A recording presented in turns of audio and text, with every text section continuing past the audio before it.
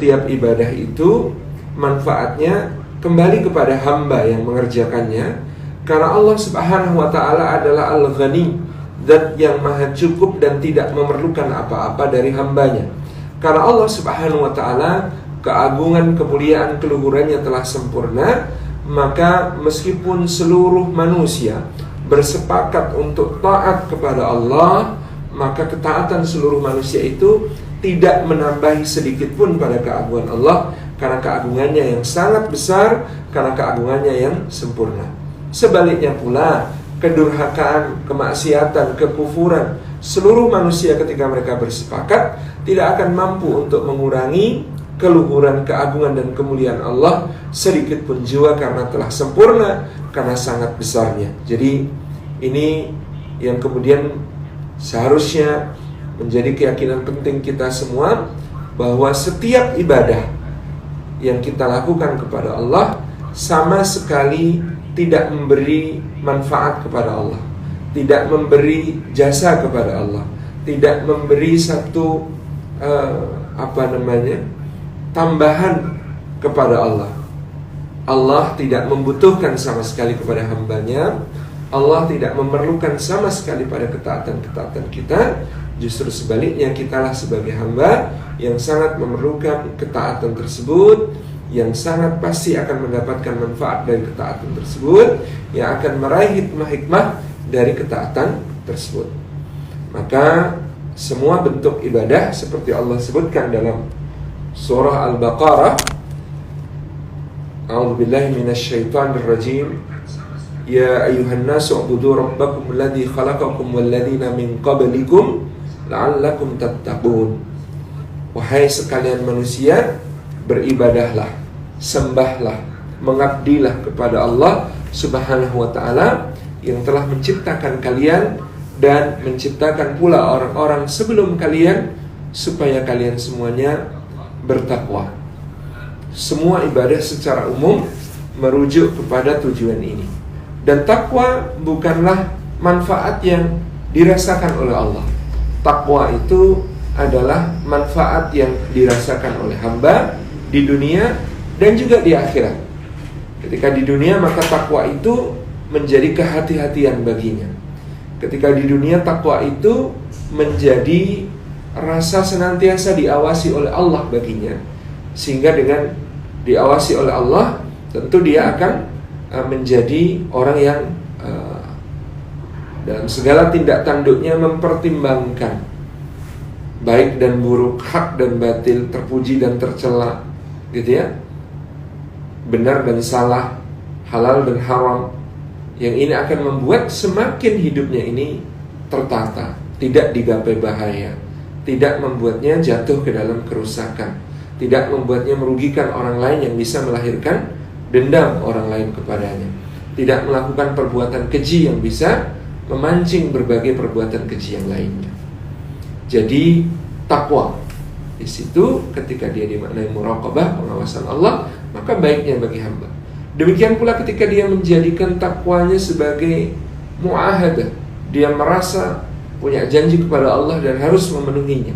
Di dunia dengan perasaan memiliki janji kepada Allah, dia akan positif, dia akan produktif, dia akan berada dalam keadaan senantiasa mencoba untuk berkarya, mencoba untuk berbuat, mencoba untuk memberi manfaat yang semuanya akan kembali lagi kepada dirinya. Yang ketiga, dengan takwanya itu dia bermuhasabah. Lalu muhasabah itu membuat dia semakin memperbaiki kualitas dirinya, introspeksi, evaluasi, lalu reformasi. Dia memperbaiki dirinya sesuai dengan hasil muhasabah yang telah dia lakukan itu. Lalu dia pun melaksanakan mujahadah atau terus berjuang untuk istiqomah, untuk on the track, untuk tidak keluar dari jalur, untuk berada di lintasan yang paling dekat menuju keridhaan Allah Subhanahu wa ta'ala, dan juga mengikhlaskan niatnya, membersihkan hatinya, mentuluskan ruhaninya, sehingga dia menjadi orang yang amalnya paling tulus, paling murni, dan itu yang akan menjadi kebaikan. Seperti Allah Subhanahu wa ta'ala sebutkan tentang susu ya, labanan khalisan sya'ighal lisyaribin.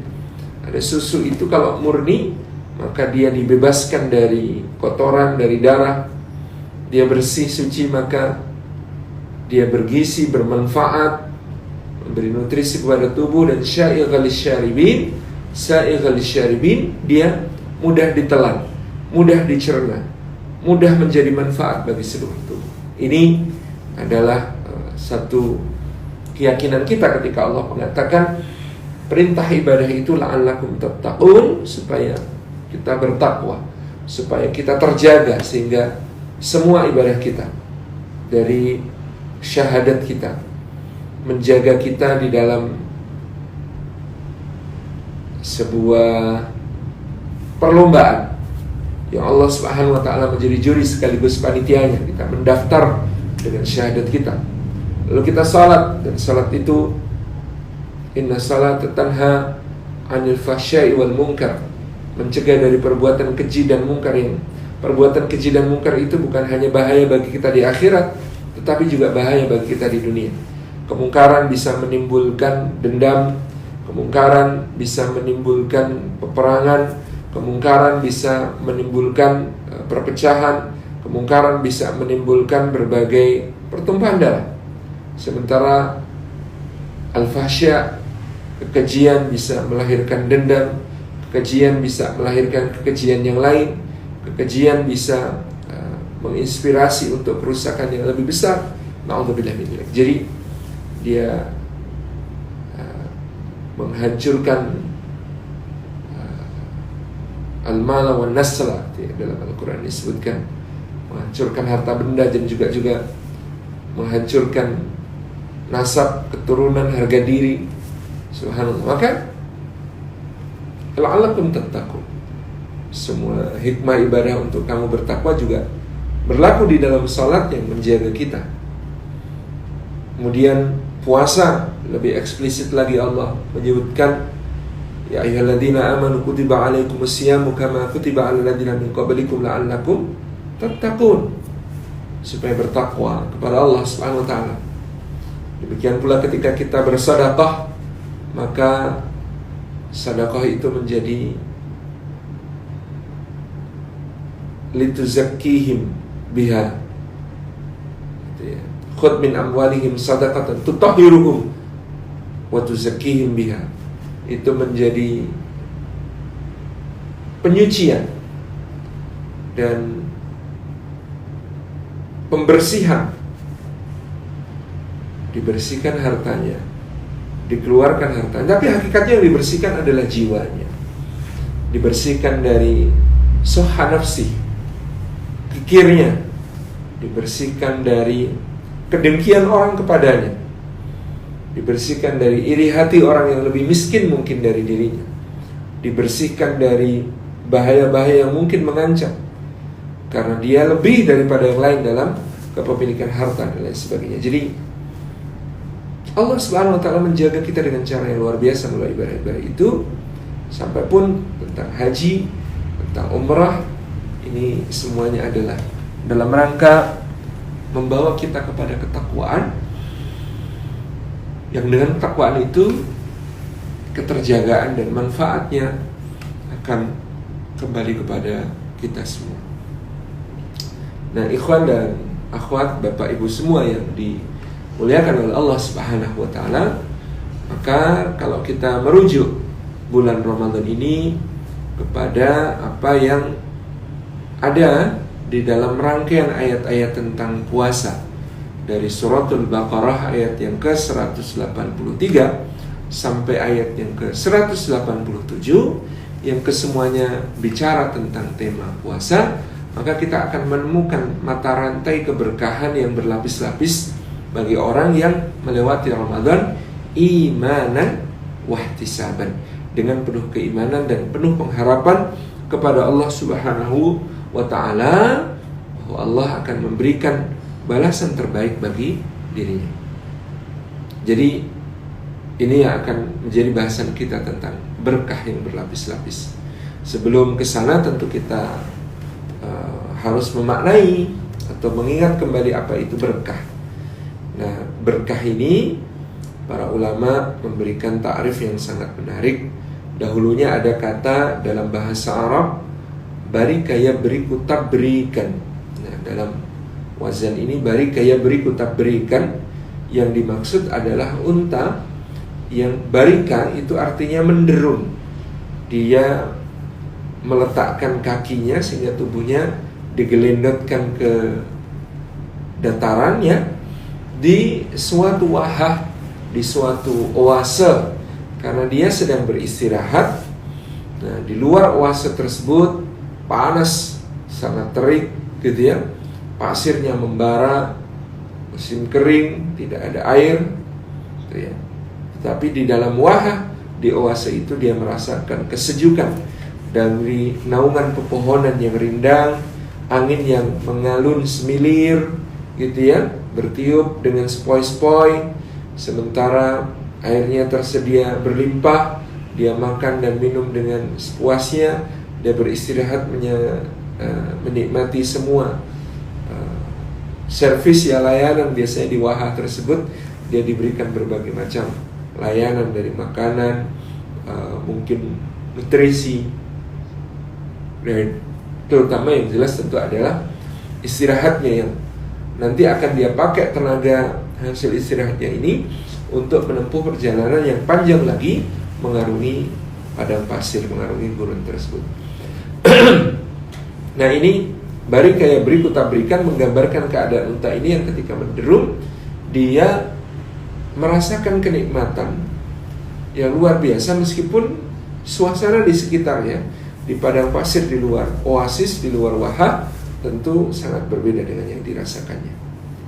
Nah, orang Arab menambahkan huruf alif menjadi baraka, yubariku, barakatan, untuk menggambarkan keadaan di mana seseorang merasakan kenikmatan demi kenikmatan yang berlapis-lapis ketika di sekitarnya tidak bisa merasakan itu. Ya, sebagaimana unta tadi berada di wahah, sedangkan yang di luar wahah tentu tidak merasakan kenikmatan-kenikmatan yang dia rasakan. Nah, ini yang disebut sebagai barakah. Barakah itu barakah yubariku barakatan. Dimaknai kemudian oleh Imam Khalil bin Ahmad, wafat tahun 170 Hijriah, seorang pakar bahasa Arab kenamaan. Imam Khalil bin Ahmad kemudian memberikan makna pada kata barakah itu sebagai ziyadatul khairi fi kulli hal, bertambahnya kebaikan di setiap keadaan. Terdiri dari 3 unsur. Yang pertama, al-luzum was-subut, nikmat yang tetap dan terus melekat. Yang kedua, an-nama wa ziyadah, nikmat yang terus berkembang, bertambah, meluas, berkembang ya. Kemudian yang ketiga adalah as-sa'adah, atau rasa bahagia yang kemudian muncul darinya. Jadi berkah itu lebih tinggi dari bahagia, karena bahagia itu adalah bagian dari berkah. Karena bahagia itu ya tergantung sebabnya juga. Ada kebahagiaan yang bernilai tinggi karena sebabnya baik, ada kebahagiaan yang justru menghinakan karena sebabnya buruk. Itu yang dimaksud dalam as-sa'adah. Kebahagiaan di dalam keberkahan adalah ya kebahagiaan yang terpuji, karena dia menjadi kebahagiaan yang makmum kepada keberkahan itu sendiri, makmum kepada iman yang tetap dan terus melekat, makmum kepada ibadah yang terus berkembang dan bertambah-tambah, maka dia menghasilkan rasa kebahagiaan yang terus menerus. Bapak Ibu yang dirahmati oleh Allah Subhanahu wa taala, maka di sini kita melihat berkah itu tersusun dari nikmat yang nama waziyadah. Maka syaratnya keberkahan itu, kata para ulama, adalah iman. Karena iman itulah yang tetap dan terus melekat, harus dijaga di dalam diri kita supaya kita menjadi orang-orang yang beruntung di sisi Allah. Al-luzum was-subut, iman yang tetap dan terus melekat. Oleh karena itulah kaitannya dengan Ramadan, di awal Ramadan kita dipanggil oleh Allah untuk berpuasa itu juga dengan ungkapan keimanan. Ya ayyuhalladzina amanu, wahai orang-orang yang telah beriman. Jadi syarat ya, dan ketentuan bagi orang yang akan meraih keberkahan itu pertama-tama harus beriman dulu. Karena dengan iman itulah seperti gambaran dalam hadis Nabi SAW, dia akan mampu menghadapi segala keadaan dengan cara yang baik. Maka disebutkan ajaban li amril mu'min kana kullu amrihi khair. Menakjubkan urusan orang beriman karena semua urusannya adalah kebaikan. Dan itu tidak terjadi kecuali kepada orang beriman. Artinya, dan itu terjadi dengan sebab satu-satunya adalah keimanannya. Dengan iman itu, gitu ya, dia apabila mendapatkan nikmat, dia bersyukur. Maka syukur itu baik baginya. Dan apabila dia mendapatkan musibah, maka dia bersabar. Dan sabar itu baik baginya. Ini yang diperoleh dari keberkahan dan berakar dari keimanan atau keyakinan kepada Allah Subhanahu wa ta'ala. Maka dia bersyukur ketika mendapat nikmat. Syukur itu baik karena dia menjaga nikmat dan menambah nikmat. Dan apabila dia mendapat musibah, dia bersabar karena sabar itu baik. Sabar itu mendatangkan kecintaan Allah, mendatangkan kebersamaan Allah, mendatangkan pahala tak terhingga dari Allah, mendatangkan sambutan para malaikat ketika kita memasuki surga Allah, mendatangkan ulaika alaihim salawatu min rabbihim wa rahmah wa ulaika humul muhtadun, mendapatkan salawat, mendapatkan rahmat, mendapatkan hidayah dari Allah Subhanahu wa taala. Di luzum wa subut. Berkah itu disyarati oleh iman, yang iman itu membuat dia memiliki sesuatu yang luzum wa subut, tetap dan terus melekat, yang dengan itu dia bisa menghadapi nikmat dengan syukur, menghadapi musibah dengan sabar. Yang berikutnya adalah an-nama wa ziyadah, bertambah, meningkat.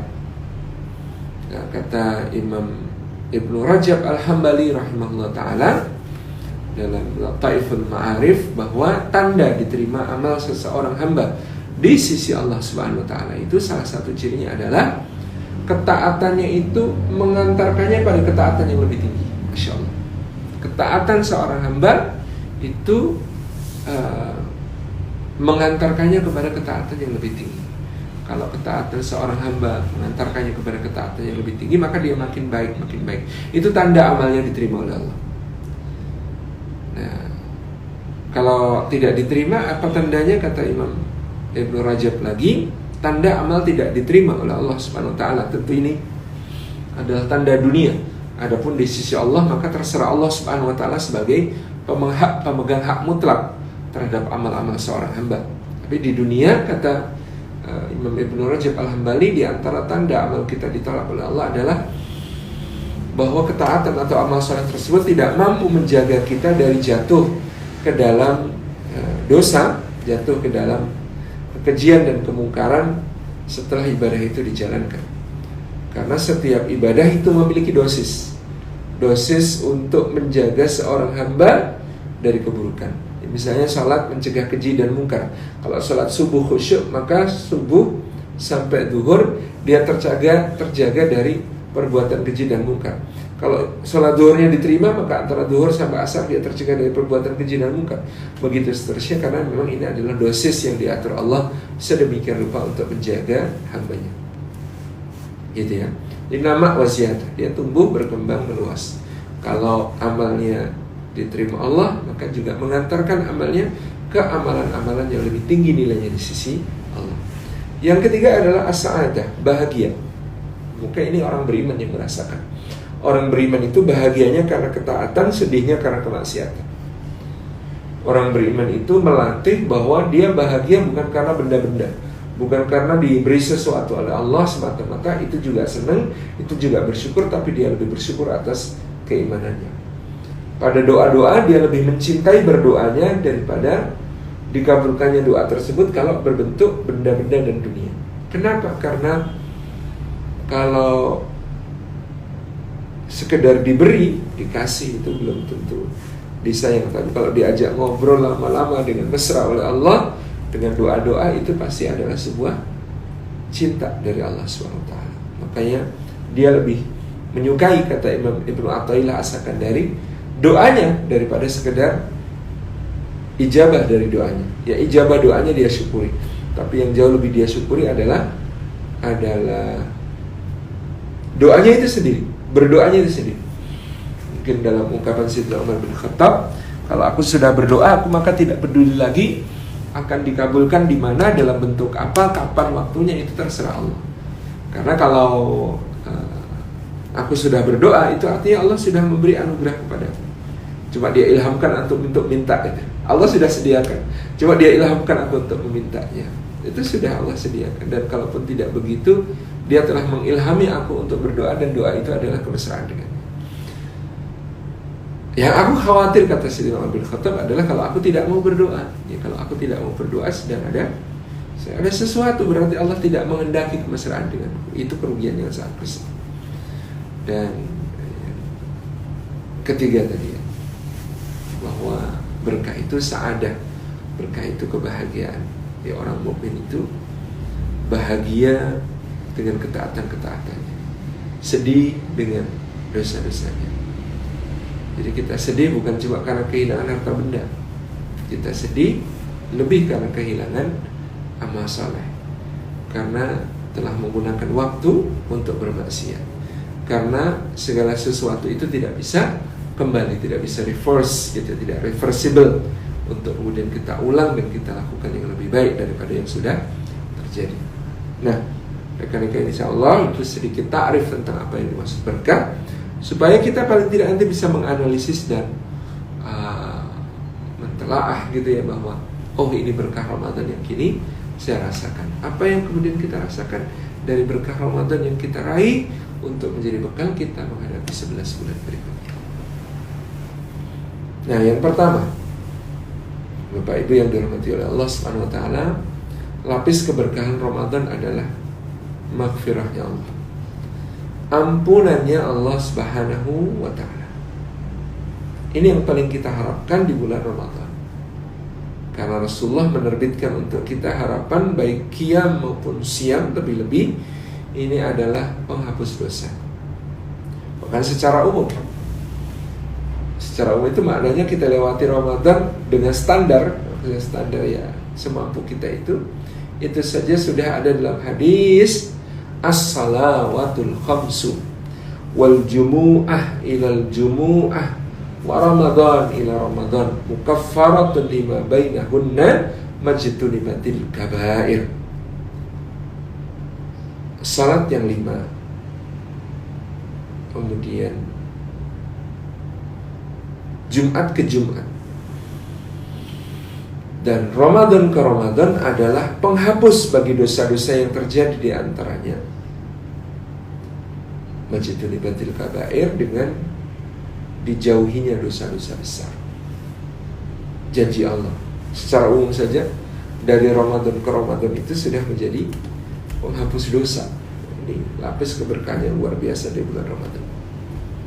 Sama dengan salat yang 5 yang Rasulullah SAW pernah tanyakan kepada para sahabat, bagaimana sekiranya kalian, salah satu di antara kalian memiliki satu rumah di tepian sungai, lalu dia turun untuk mandi ke dalam sungai itu 5 kali sehari, menurut kalian apakah masih akan tersisa kotoran yang melekat di badannya? Ini pertanyaan Nabi SAW. Yang menjawab sahabat, tentu jawaban sahabat adalah jawaban cerdas. Mereka mengatakan, tidak ya Rasulullah, tidak mungkin tersisa pada badannya kotoran-kotoran kalau dia mandi 5 kali sehari ke dalam sungai yang mengalir dekat rumahnya. Kemudian Nabi SAW menyatakan, demikianlah orang yang melaksanakan salat 5 waktu. Setiap kali dia kena debu sedikit saja, dia masuk ke dalam sungai untuk mandi, maka kemudian Allah bersihkan dia dari dosa-dosanya. Jadi apakah orang yang 5 kali sehari nyemplung ke sungai itu akan tersisa kotorannya? Kata para sahabat, tidak mungkin. Tapi kalau kita yang beda level dengan para sahabat, mungkin jawabannya agak berbeda. Apakah orang yang turun mandi 5 kali sehari gitu ya, di sungai yang ada di mengalir dekat rumahnya itu akan masih ada tersisa noda di badannya? Kalau kita jawabannya tergantung bagaimana mandinya gitu ya, kualitas mandinya itu bagaimana. Nah kalau para sahabat maka yakin menjawab pada Rasulullah, ya yakin itu pasti gak akan tersisa kotoran di badannya, karena para sahabat tahu cara mandi yang benar. Ya sama dengan kita ini, sholat 5 waktu, apakah masih tersisa dengan sholat 5 waktu itu dosa harian kita? Seharusnya tidak, gitu ya. Seharusnya tidak tersisa, karena kemudian semua sholat itu membasuh, semua sholat itu membersihkan. Tetapi lagi-lagi kembali, kalau para sahabat merasa begitu, iya betul. Tapi kalau kita merasa begitu, apa tidak kepedean? Apa kemudian sholat kita memang betul-betul sudah bisa membersihkan atau tidak? Itu yang menjadi evaluasi itu. Jadi Bapak Ibu yang dirahmati oleh Allah, rekan-rekan sekalian, maka secara umum pun dari Ramadan ke Ramadan itu adalah penghapus dosa. Maka ini mudah-mudahan menjadi optimisme bagi kita di Ramadan kali ini. Mudah-mudahan dosa setahun belakang sampai bulan Ramadan ini telah Allah ampuni di dalam dosa kita. Mukaffarat lima bainahunna majtunibatil kaba'ir. Kalau dia jauhi dosa-dosa besar, maka seluruh dosa yang kecil itu akan digugurkan oleh Allah Subhanahu wa taala, sekedar kita menjalani Ramadan seperti ini. Ini maghfirahnya Allah, ampunannya Allah, berkah yang luar biasa. Nah, Rasulullah itu menjanjikan ampunan itu melalui siyam maupun qiyam. Man shoma ramadhana imanan wa ihtisaban ghufira lahu ma taqaddama min dambi. Barang siapa saum Ramadan, berpuasa di bulan Ramadan dengan beriman dan ihtisab, mengharapkannya kepada Allah Subhanahu wa taala, maka ghufira lahu ma taqaddama min dambi, akan diampuni semua dosanya yang telah lalu. Jadi kalau secara umum, maka seluruh dosa itu, ya detailnya tadi kan cuma Ramadan ke Ramadan. Ngapain di Ramadan? Nah, penghapus dosa itu namanya puasa, saum. Ini yang kemudian menjadi berkah bagi kita. Puasa itu menghapus dosa di dalam hati, tapi juga sekaligus membersihkan jasad kita dari hal-hal buruk yang mungkin selama ini merasuk. Maka Imam An-Nawawi dalam Syarah Sahih Muslim di antaranya mengutip, menyampaikan, di antara bahaya yang zahir di tubuh kita itu adalah masuknya barang haram. Karena masuknya barang haram itu dari keterangan yang beliau nukil dari Al-Imam Asy-Syafi'i, kalau barang haram itu masuk ke tubuh kita tanpa kita sadari, itu kita tidak berdosa. Tapi saking berbahayanya barang haram itu masuk ke tubuh kita, kata Imam Asy-Syafi'i, bahkan meskipun kita tidak tahu lalu kita tidak dosa, masuknya barang haram ke tubuh itu bisa menjadi memiliki dampak negatif bagi kita. Ya karena kalau ada bagian tubuh yang tersusun dari barang haram, maka fanaru aula biha, neraka lebih berhak atasnya. Yang berikutnya adalah juga ya, daging, darah, organ yang tumbuh dari barang yang haram itu bisa sangat merusak di dalam kehidupan keluarga kita, karena ketika dia masuk ke tubuh, dia mudah sekali beresonansi dengan frekuensi-frekuensi kemaksiatan gitu ya. Kayak kalau na'udzubillah ada dari telinga kita ternyata tumbuh dari barang haram, maka dia lebih suka mendengarkan kemungkaran, lebih suka mendengarkan hal-hal yang jelek, syair-syair yang dari lagu-lagu yang tidak senonoh, dari syair-syair yang memuji khamr, memuji perzinaan, membicarakan yang buruk-buruk gitu. Tapi kalau dipakai untuk mendengarkan Al-Quran langsung mengantuk. Kalau dipakai untuk mendengarkan ta'lim majelis ilmu, gampang tertidur gitu. Demikian pula lisan, kalau dia tersusun dari barang yang haram, maka mudah mengucapkan yang dusta, yang lucah, yang keji, yang ghibah, bergunjing, namimah, mengadu domba, yang memfitnah kesana kemari, terhambur dari mulutnya. Kalau lisan dari yang haram, mata juga begitu. Kalau terbuat dari yang haram, bisa-bisa dia digunakan untuk ketaatan, baca Quran satu halaman saja lelahnya luar biasa. Tapi kalau dipakai untuk stalking mantan, kalau dipakai untuk menonton berbagai hal yang tidak bagus, maka dia betah berjam-jam ini. Subhanallah, na'udzubillah min dzalik. Itu mungkin ada yang tersusun dari barang yang haram. Tangan juga begitu, ringan untuk bertindak mendolimi, menyakiti orang kalau dia tersusun dari barang haram. Sebagaimana kaki sudah dilangkahkan ke jalan yang benar, tapi kalau ada tempat kemaksiatan kok rasanya kayak pengen belok terus gitu ya. Subhanallah, ini sesuatu yang membahayakan kita. Jadi selain dosa dalam bentuk amal perbuatan yang juga dibersihkan oleh Ramadan dari kita, itu adalah unsur-unsur haram yang ada di dalam tubuh kita yang dikeluarkan oleh Allah, dibakar oleh Allah, dihanguskan oleh Allah Subhanahu wa taala dengan puasa. Ya. Jadi man shoma ramadhana imanan wa ihtisaban ghufira lahu ma taqaddama min dhanbi. Dengan begitu puasa Ramadan itu bukan cuma menghapus dosa-dosa, tapi menggugurkan, membersihkan orang dari barang-barang haram yang kemungkinan pernah masuk ke dalam tubuhnya meskipun dia tidak menyadarinya. Yang adanya barang haram di dalam tubuh itu selain memudahkan seseorang jatuh ke dalam kemaksiatan, juga membuat seseorang bisa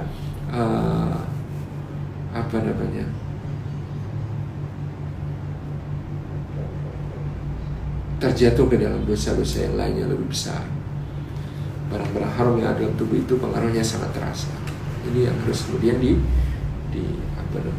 dijadikan sebagai kesyukuran kita bahwa dengan puasa Ramadan dia terbakar, dia terbersihkan. Itu yang kita yakini. Jadi siang itu berkah karena menghapus dosa.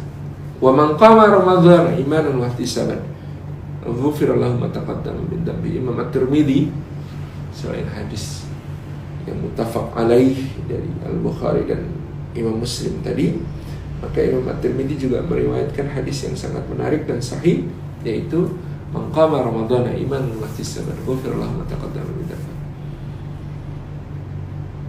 Dan barang siapa qiyamul lail Ramadan dengan iman dan ihtisab kepada Allah, maka dia pun akan diampuni dosanya. Jadi ada banyak sumber keampunan yang akan kita raih di dalam di dalam bulan Ramadan ini, baik melalui siamnya maupun qiyamnya, dan tentu melalui perjuangan kita untuk memperoleh Lailatul Qadar di 10 malam terakhir misalnya, dengan doa kita Allahumma innaka afuwun tuhibbul afwa fa'fu anni, dengan sayyidul istighfar Allahumma anta rabbi la ilaha illa anta khalaqtani wa ana abduka wa ana ala ahdika wa wa'dika mastata'tu a'udzubika min syarri ma sana'tu abu laka bi nikmatika alayya wa abu bi dhanbi faghfirli fa innahu la yaghfiru dzunuba illa anta.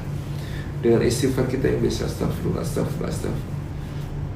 astaghfirullahaladzim alladzi la ilaha illa huwal hayyul qayyum wa atubu ilaih dan lain sebagainya, ini akan membawa kita pada ampunannya Allah Subhanahu wa taala. Dan kalau sudah diampuni oleh Allah, terbuka pintu-pintu kebaikan yang lain. Kalau sudah diampuni oleh Allah, maka akan terbuka pintu-pintu kebaikan yang lain.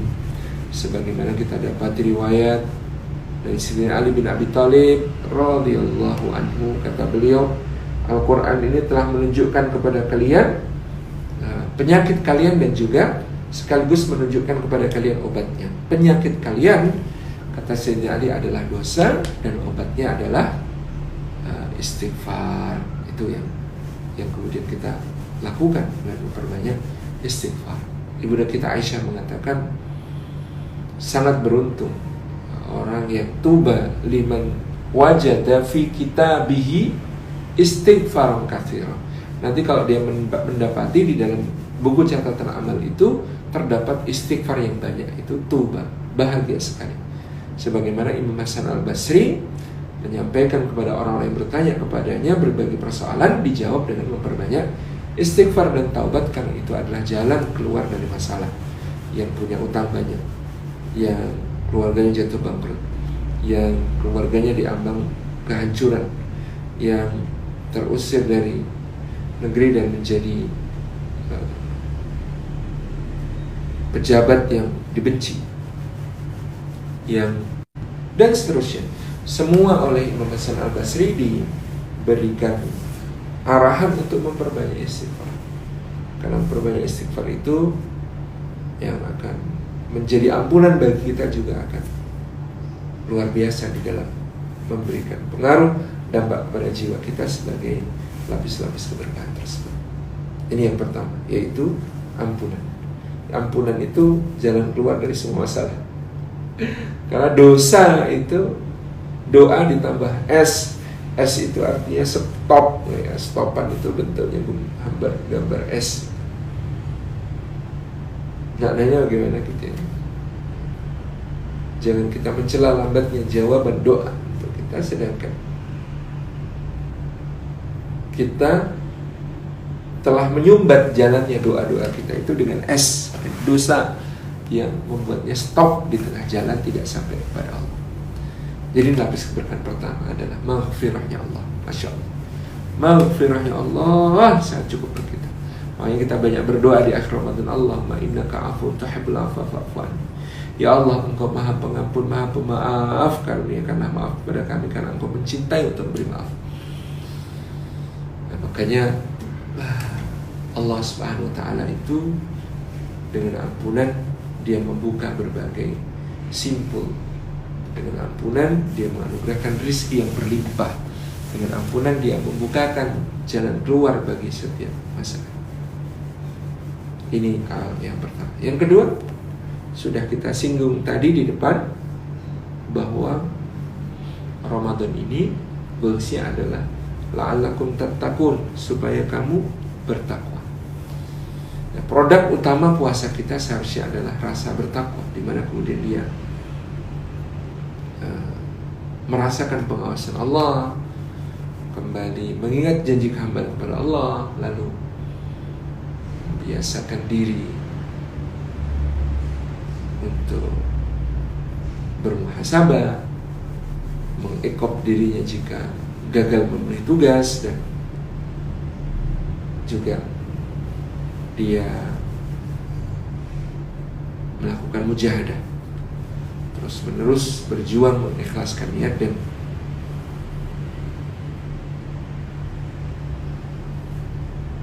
merutinkan, membiasakan, mengistiqomahkan amal. Itu aja. Jadi la'allakum tattaqun. Kalau sudah bertakwa, apa lapis keberkahannya orang yang mendapatkan predikat takwa dari bulan Ramadan? Ya, satu, in tattaqullaha yaj'al lakum furqana. Kalau kalian bertakwa kepada Allah Subhanahu wa ta'ala, maka Allah akan jadikan untuk kalian furqan. Satu, kekuatan untuk membedakan yang hak dengan yang batil, membedakan yang halal dengan yang haram, membedakan yang benar dengan yang salah, membuat kita mampu mengikuti yang benar, menjauhi yang salah, yang batil, yang haram, yang tercela itu. Ini berkahnya. In tattaqullah yaj'al lakum furqana. Jadi berkahnya Ramadan kalau kita berhasil meraih predikat takwa, lapisnya antara lain adalah kita diberikan furqan, diberikan kemampuan untuk memilah yang benar, yang salah, yang hak, yang batil, yang baik, buruk, halal, haram. Itu perlu kepekaan hati, dan itulah yang diagunkan Allah sebagai lapis keberkahan produk Ramadan, yaitu takwa. Takwa itu cabangnya furqan gitu. Kemudian di ayat yang menarik di surah At-Talaq, ayat kedua dan ayat ketiga, wa may yattaqillaha yaj'al lahu makhrajan wa yarzuqhu min haitsu la yahtasib. Kalau kita di Ramadan ini berhasil jadi orang bertakwa, maka apa janji Allah? Siapa bertakwa kepada Allah, yaj'al lahu makhrajan, akan dijadikan baginya jalan keluar dari semua persoalan, wa yarzuqhu min haitsu la yahtasib, dan bahkan diberi rizki dari arah yang tidak disangka-sangka oleh Allah SWT. Dari arah yang tidak disangka-sangka oleh Allah SWT. Jadi di sini kita menemukan satu mata rantai yang jelas. Kalau kita berhasil di Ramadan ini meraih predikat takwa, dapat furqan, setelah dapat furqan diberi jalan keluar dari semua masalah, dan bahkan diberi rizki, dianugerahi rizki dari jalan yang tidak kita sangka-sangka. Ini janji Allah Subhanahu wa ta'ala kalau kita bertakwa. Jadi berlapis-lapis, nanti keutamaan takwa lebih banyak lagi. Innal muttaqina fi jannati wa 'uyun. Apalagi kalau sudah bicara tentang akhirat, sesungguhnya orang-orang bertakwa itu berada di dalam taman-taman yang sangat indah dan mata air yang sangat jernih di dalam surganya Allah Subhanahu wa ta'ala. Bisa gitu ya. Ini dunia akhirat lah kalau takwa itu jaminan kebaikan dari sisi Allah Subhanahu wa ta'ala.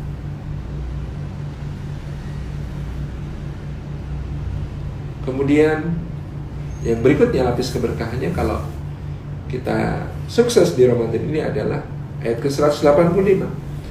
Wala'allakum tashkurun gitu ya. Dan kalian kemudian menjadi hamba yang pandai bersyukur. Lepas dari Ramadan kita pandai bersyukur kepada Allah. Kenapa? Di Ramadan kita merasakan betul nikmat-nikmat yang selama ini kita anggap biasa ternyata mahal. Ternyata betul-betul precious dari Allah SWT. Air putih yang selama ini kita sepelekan, kalau sudah diminumnya saat berbuka puasa, Masya Allah, nikmatnya luar biasa. Tafakur betul-betul Allah menganugerahkan, mendatangkan air putih ini kepada saya, memberikan rezeki air putih ini kepada saya. Tidak mudah, tidak sembarangan. Mudah bagi Allah, tidak mudah bagi kita gitu.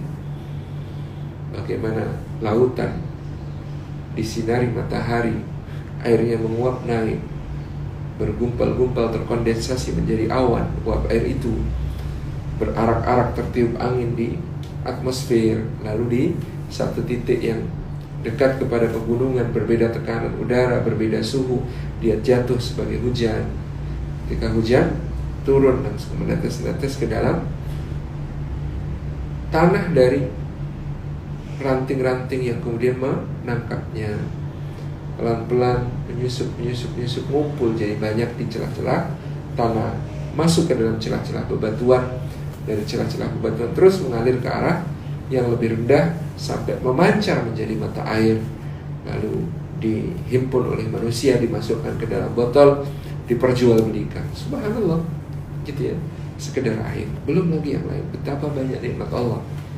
Pandai bersyukur Ramadan ini hasil tarbiyahnya. Kalau pandai bersyukur, lapis keberkahannya adalah dijaga nikmat-nikmat itu oleh Allah.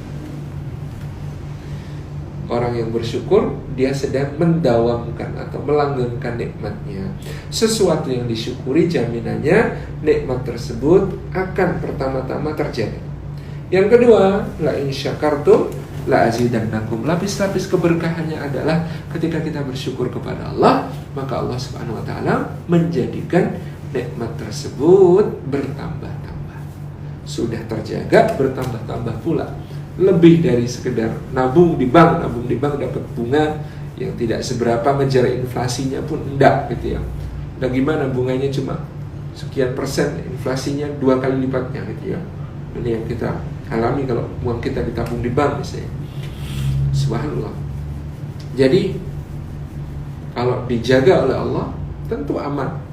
Kalau dilipat gandakan nikmat itu oleh Allah, tentu janji Allah tidak pernah diingkari. Jadi ampunan, takwa, syukur. Yang ampunan tadi, maka segala masalah itu selesai dengan ampunannya Allah. Yang dengan takwa tadi, maka takwa itu dapat furqan, dapat jalan keluar dari masalah, dapat rezeki dari arah yang tidak disangka-sangka. Lapis keberkahannya banyak sekali, apalagi sampai akhir.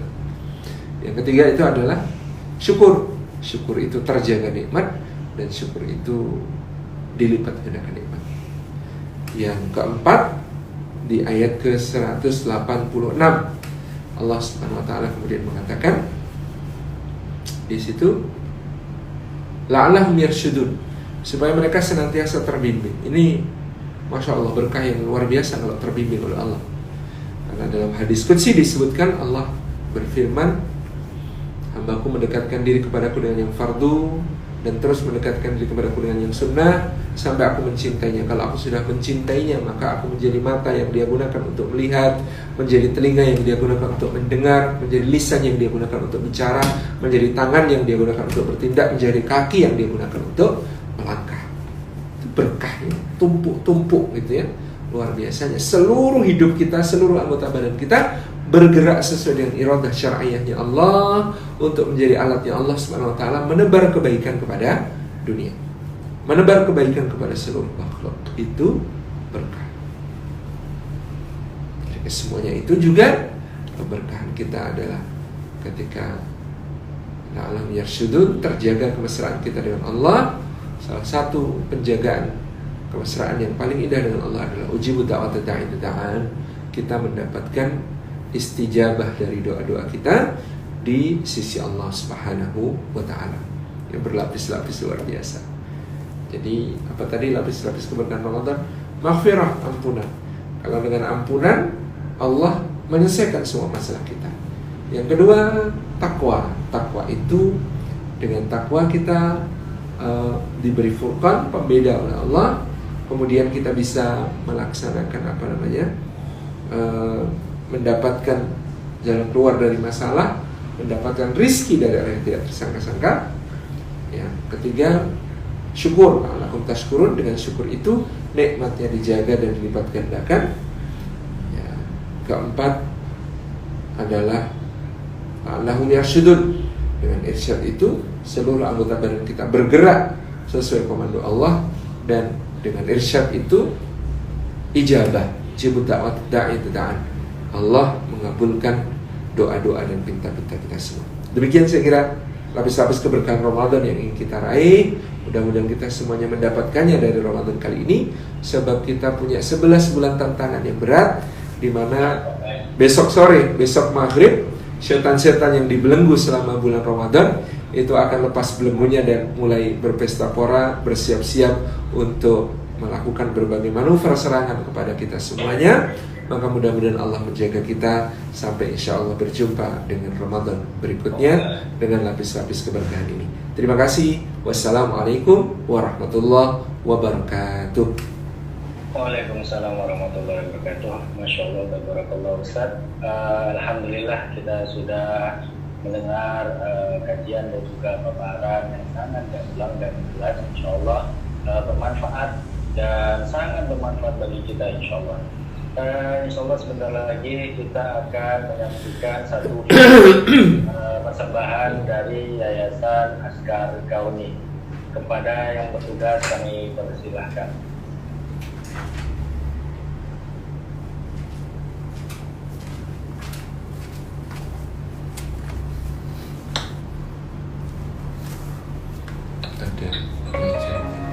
Ada meja apa? Ada lampu. Lampu putih.